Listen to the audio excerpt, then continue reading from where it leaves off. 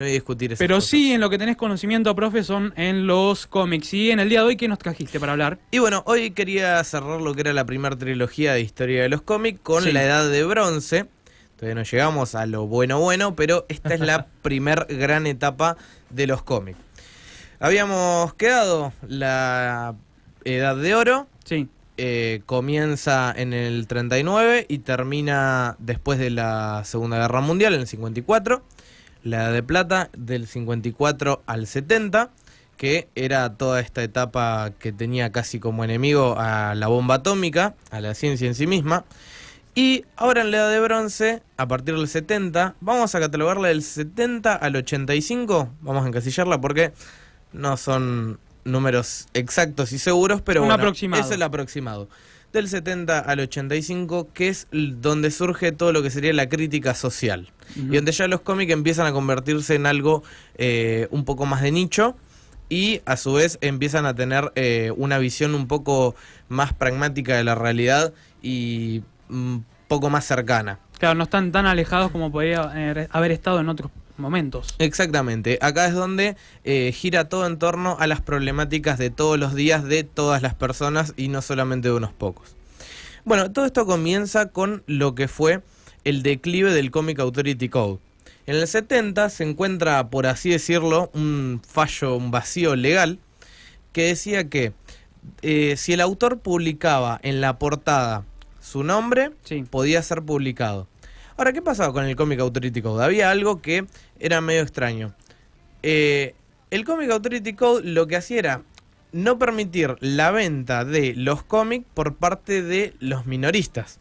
Salía de Marvel, no tenía el sello de calidad, entonces eso no se permitía vender en los kioscos de diario. Pero hacia los 70 empezó a existir las comiquerías. Stan Lee presenta en el 71, ahí estamos viendo en pantalla, el número...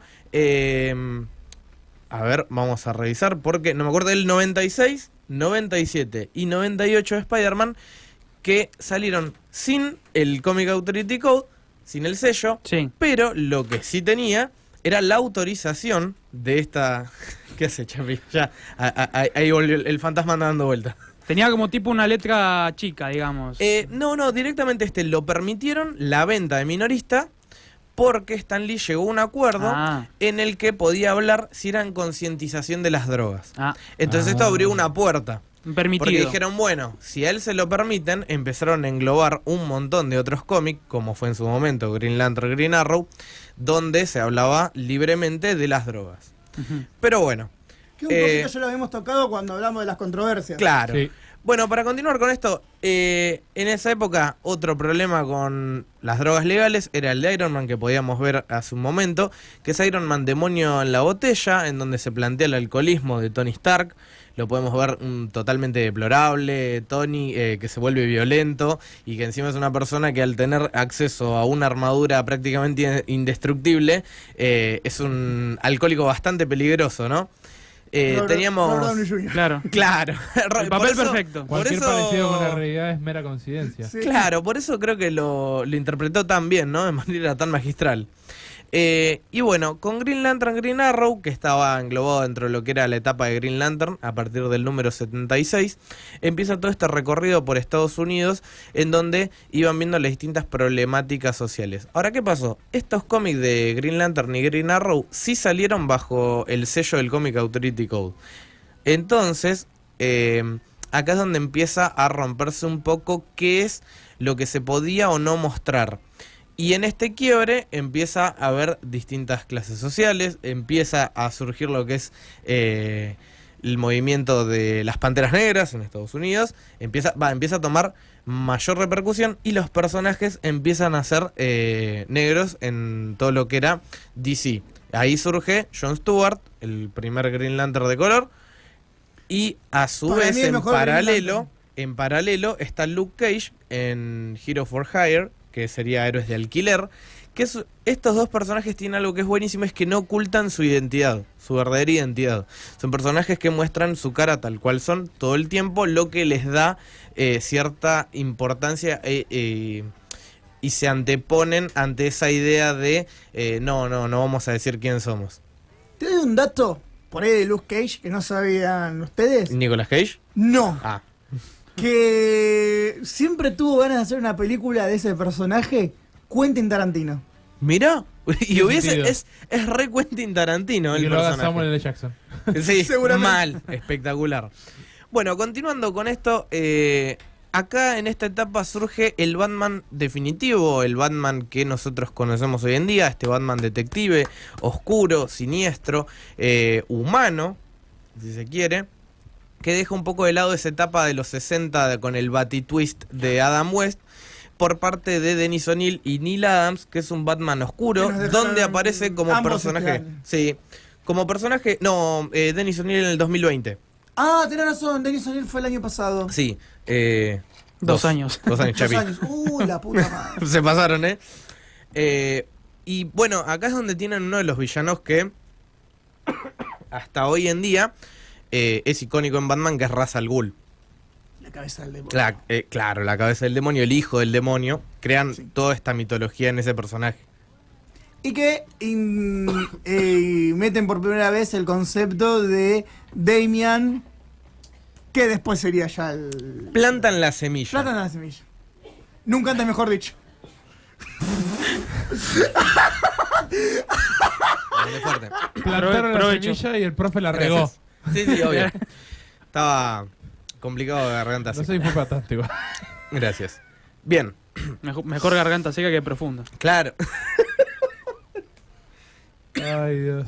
Bueno, continuando por el lado de Marvel, tenemos la muerte de Gwen Stacy, que fue un momento culmine en lo que fue la etapa de Spider-Man y donde, bueno, ya mostraban la muerte de un personaje principal prácticamente, que era algo que hasta ese momento en los cómics no se tocaba mucho.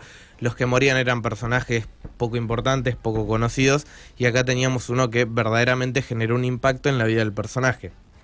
A su vez, también teníamos con los X-Men la etapa de Dark Phoenix a cargo de Claremont, y que nos mostraba a Jean Grey convirtiéndose en una villana. Este personaje que vimos crecer de ser un adolescente, la mano derecha de Charles Xavier junto con Cíclope, volviéndose un villano que destruye planetas. Y también de la mano de los X-Men tenemos lo que para mí es uno de los mejores cómics de la historia y bastante infravalorado, que es God Loves, Man Kills, o El Dios ama, el hombre mata, que es el cómic en el que se basó la segunda película, Sí. en donde Magneto se termina aliando con los X-Men para combatir contra el Predicador Kelly, que junto a una especie de Ku Klux Klan de mutantes empiezan a asesinar niños mutantes. Las imágenes que podíamos ver es de Magneto sacando 2 cuerpos de 2 mutantes pequeños muertos ahorcados en un parque, en las hamacas. Picante. Bastante fuerte, y que ya tocaba, bueno, más adentrado en este tema de lo que era el racismo. Hay una imagen muy fuerte que es Kelly señalando a Nightcrawler y diciendo: ¿ustedes creen que esto es un humano? Es, bueno, un poco la controversia que sucedía en ese momento con lo que eran las personas de color o los homosexuales. Por eso los X-Men siempre estuvo, ¿no?, del lado del pueblo. Sí. Y esta etapa culmina con Crisis en Tierras Infinitas, 1985. Mark Wolfman y George Pérez se les encarga encasillar y reordenar lo que era el universo DC. Y ahí tenemos las muertes Donde más nace el importantes. multiverso. El multiverso ya Ya existía. bueno, pero... Donde en realidad es donde, en Donde realidad lo es conocen donde todos, casi. se cierra el multiverso ahí y se vuelve a una única tierra. Tenemos la muerte de personajes icónicos como Supergirl Hablar y de- el Flash de Barry Allen. Hablar de Crisis en Tierras Infinitas, creo, no es por exagerar, pero amerita todo un programa entero. Sí, sí, totalmente. Como No, es acá un estamos quilombo mencionando bárbaro. que este marca el cierre. ¿Y por qué marca el cierre?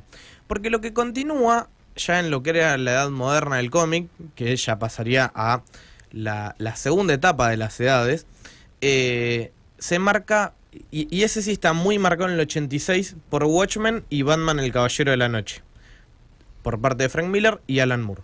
Pero bueno, ¿qué fue lo que destacó básicamente a la edad de bronce, para poder cerrar? El hecho de que los guionistas que estaban a cargo de los personajes habían crecido leyendo cómic, y entonces ellos querían ver evolucionar a los personajes con los que crecieron, y esto le dio un poco más de seriedad, y el hecho de poder romper con el Comic Authority Code hizo que pudiesen darle mayor importancia a problemáticas del momento que no eran únicamente una guerra, sino el día a día y cómo sobrevivir en Estados Unidos. Felo. Salud, tranqui. Estamos ¿Cómo- todos cómo- tarjeta, cabrón. Yo complicado. hice mi mejor intento porque no se escuchara igual, ¿Ese fue el mejor intento? Es que me dejé la vida, me fui para allá, todo. Y bueno, nada, era básicamente ver el problema del día a día de las personas comunes de Estados Unidos, a lo largo y ancho del mundo también. Y nada, este fue el inicio de lo que es para mí los buenos cómics. Para mí, a partir de la edad de bronce, son cómics ya súper rescatables y súper amenos de leer. Coincido completamente. Porque anterior, la edad de plata y la edad de oro son muy sosos, no tienen mucho contenido, terminan en un solo número. Acá ya teníamos arcos importantes de 3 o 4 números. Bueno, incluso Green Lantern, Green Arrow son más de 12, así que es un volumen bastante importante. Un tochaco importante. Sí, pueden adquirirlo. Para mí es uno de los mejores cómics de la historia y de los que más diversidad de problemáticas presenta. Así que nada, para mí la edad de bronce es el comienzo de lo que es los cómics más disfrutables. Pero a su vez fue donde los cómics fueron de nicho. Sí. Ya no era algo tan comercial, sino que lo podías encontrar en una tienda especializada. Nace Deadpool en la edad de bronce también. No, Deadpool No. nace en la edad moderna en los 90 en The ¿No New es en el Mutants. 84? No, 91 si no me equivoco. O 92. 92. Me parece que tiene que ser 94, porque yo sé que el 4 está ahí. Ah, entonces puede ser 94, pero es Entonces, en, yo no sabía si era es 84 o en The 94. New Mutants que Sí, sale de Deadpool. New Mutants, la portada la tengo en la cara. Sí. Sí, toda esa etapa, la etapa moderna, se clasifica más que nada por los antihéroes y los Sí. bolsillos.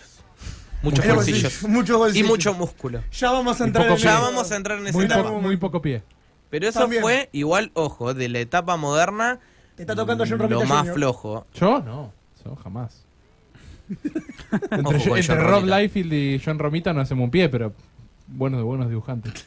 Lo va a invocar. Lo va a invocar. Este muchacho. ¿Viste? ¿Te gusta Frank Miller? Sí. ¿Los dibujos? Sí. Bueno, no me rompa la pelota. Pero pará. Aguante Frank Miller en los dibujos, pero siendo objetivo, No es un buen dibujante. no es un buen dibujante. Pero No, le da una buena estética. a Y la bueno, forma John de Romita dibujar. Jr. hace lo mismo, le da una buena Sin estética. pies. Liefeld no, Liefeld es una mierda, pero el Capitetas es Es bastante verdad, fuerte. boludo. Y pensar que Marvel le dio prácticamente las llaves de la compañía. Todo, a todo, Liefeld. le dieron, tomá papi, manejalo como quiera. Hizo a Capitetas. Cagá, Dibujá. sí. Dibuje, maestro, dibuje. Dibuje. Lo único bueno que tuvo Marvel en esa etapa fue a Jim Lee con los X-Men. ¿No estaba Todd McFarlane también en esa época? Sí, en Spider-Man. Spider-Man, sí, Que después hace Spawn. claro. En realidad el concepto de Venom lo llevó a Spawn porque no pudo mantener los derechos de Venom. Es Sí. me parece más rico Spawn como personaje que Venom. Tema para debatirlo en otro momento. Depende de la etapa de Spawn. Tenés, Depende de la etapa de tenés Spawn. que traer Spawn, me verdad. parece. ¿eh? Tendría que traer a Spawn, sí. Te comprometemos ya para el próximo programa, traes Spawn. No, para No, para el próximo quiero otra programa me cosa. parece que tiene otra cosa. Vamos a ver qué preparamos. Vamos a ver qué para el próximo preparamos. programa. Impecable como siempre el segmento del profe el día de la fecha que Muchas completamos gracias. prácticamente casi todas las etapas. La primera parte, porque primera parte. yo la etapa moderna ya la mando por otro lado Tiene porque hay muchas controversias Tiene muchas cosas. sí. y además todavía está en evolución, entonces Sí. tengo que definir y delimitar la algunas fechas clásica para... de oro, plata y bronce ya está. Claro, liquidada. este es el cierre de las primeras 3. Espectacular. Y bueno, de esta manera